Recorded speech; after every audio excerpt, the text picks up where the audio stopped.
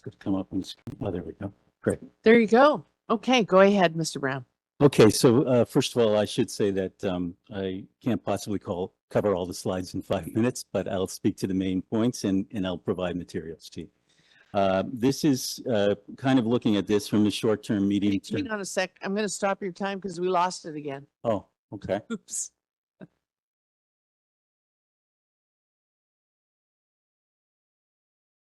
Okay, we're there. Let's back up. Let's back up. Let's see. Okay.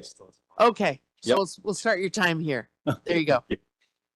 This is looking at the current budget and some medium-term and longer-term considerations. Basically, this is a managed austerity budget. As you know, there's the structural pressure. There's a reliance on reserves and the deferral of some infrastructure requirements, which is problematic. It's really managed decline. There is a growth paradox, given that we're relying on mostly on property taxes at this point, and we have to find alternatives. But there's also a blind spot, and there's a transparency problem, and I will get into that a little bit more.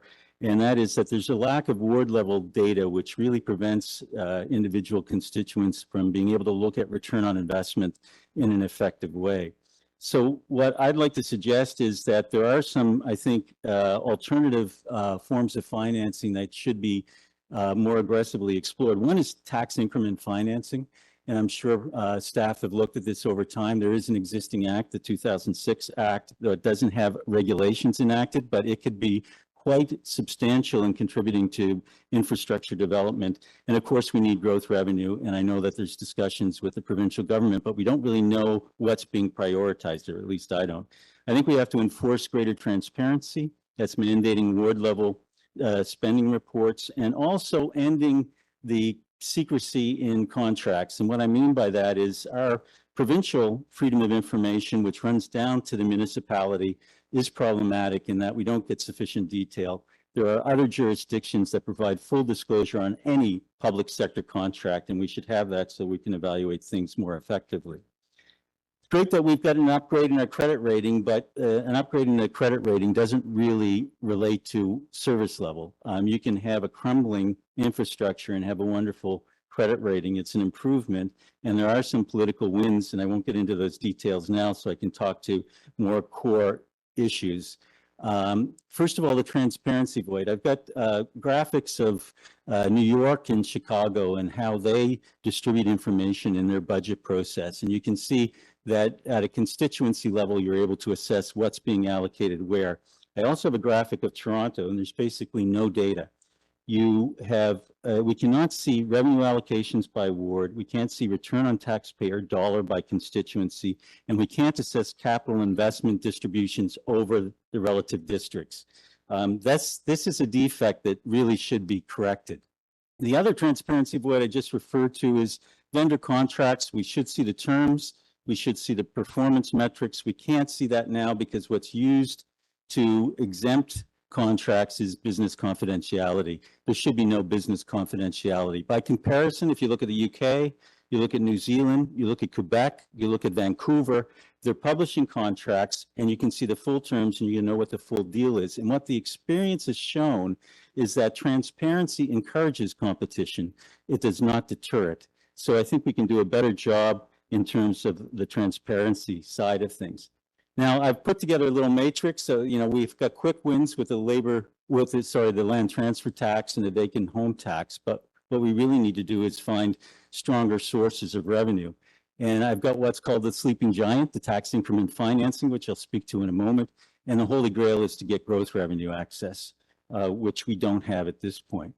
If we look at tax increment financing, I don't know if everybody understands how this works, but what you do is you freeze the base tax level at the current level. You identify areas, typically it's associated with transit in a lot of jurisdictions. So you define TIF districts around a new transit area. You invest in public infrastructure, which also incentivizes more private sector development.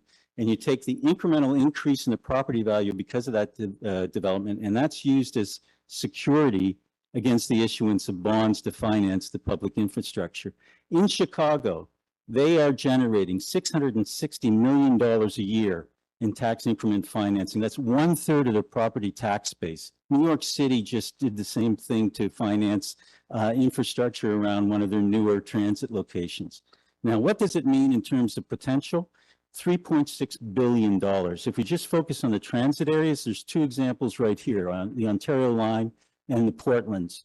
If we were to focus on tax increment financing, you could generate, and you can add the other two, the LRTs to this, as I say, 3.6 billion in revenue, and it would be direct investment rather than what's being done today with the city in a similar but not aggressive enough program.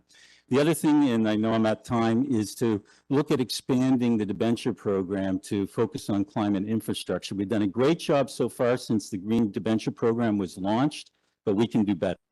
So I will provide this information. The other thing is, of course, growth-linked revenue. It requires provincial agreement. The argument that we should be using it, these are fair substitutes that reduce pressure on a regressive property tax system, not viewed as a supplemental tax. And we need to convince the provincial government to enable growth revenue, because that will allow us to have growth and sustainability rather than decline in this city. So I'll provide the materials. Okay, thank you. Thank I figured you might be getting close to the end, so Yeah. I gave you a few extra seconds there. Are there any questions, Councillor Chang? Is there anything else you would like to share with us?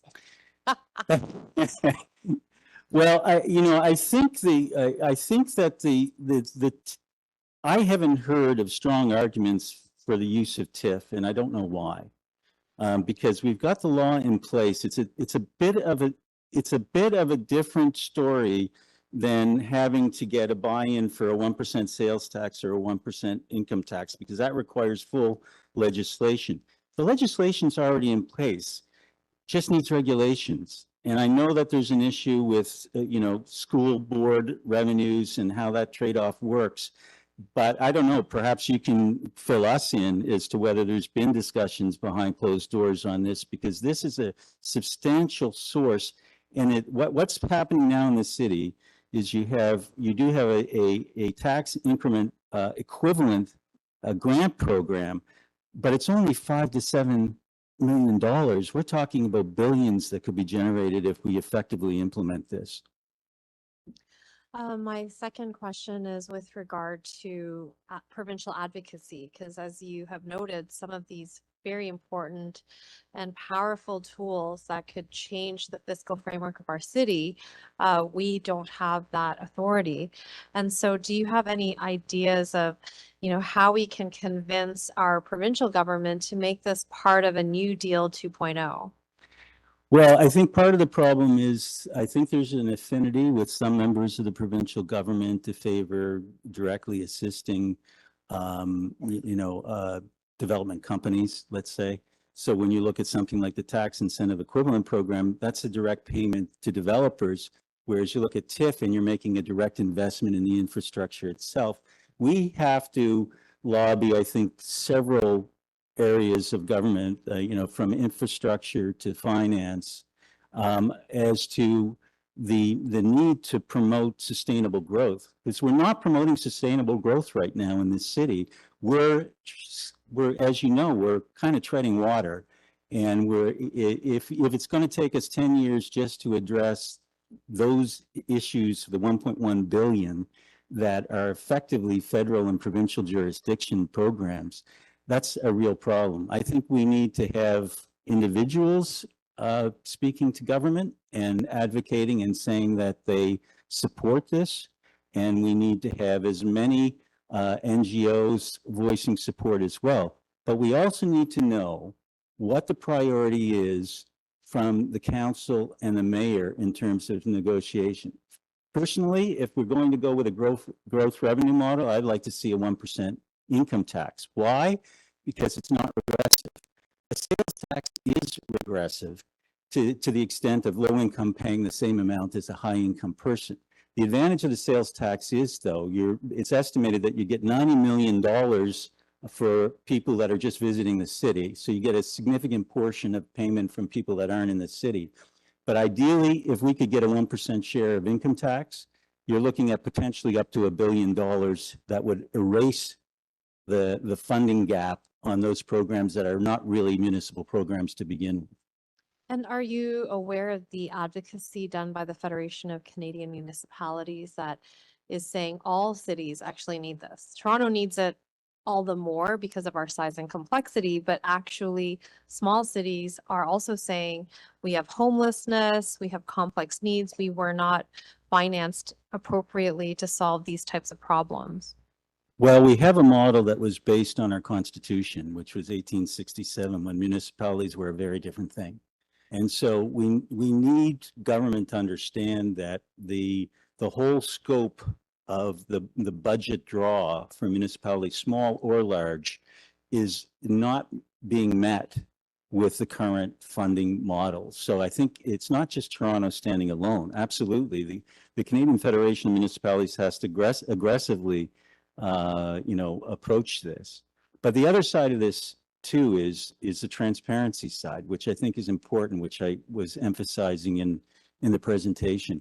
If you don't have good information, if you don't have the information that allows people to do the proper analysis, then it's more difficult to generate the support you need for these things. Mm-hmm. So I think we do have to work on the transparency side. Thank you very much for your thoughtful deputation. You're welcome. Thanks. I'm not sure if you're aware, Mr. Brown, part of our problem with TIPS and the TEAG that we did offer, we've changed it up slightly. That was the financing vehicle for the IMIT program, and now we've moved to EDGE. But Right. part of the problem is in the way in which we're required to book it. And so we can't remove it entirely from our debt ceiling. That TIF would form part of our debt ceiling. And then we lose a lot of our flexibility in other areas of the city where it might not be near a transit line, but the need is there nevertheless to proceed on an infrastructure project. And so it's a lot about how we're required to book it. The province isn't saying you can't do TIF without our permission. They're saying we're not going to change the way in which we require you to include it in your financial statements. And therein lies the pressure. Interestingly, though, because the Ontario line is their line, they want to use TIFs. Yeah.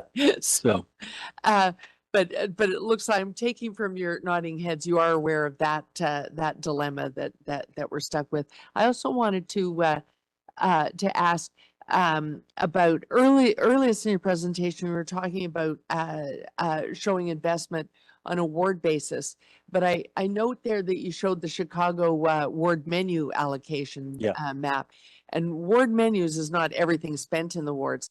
Right. The challenge we face in the city, and maybe you can tell me how you think in the community this would be met. I would love to do the ward menu thing, which is that they have a strong mayor model, and the mayor gives $1.5 million, give or take, to each ward, depending on their size.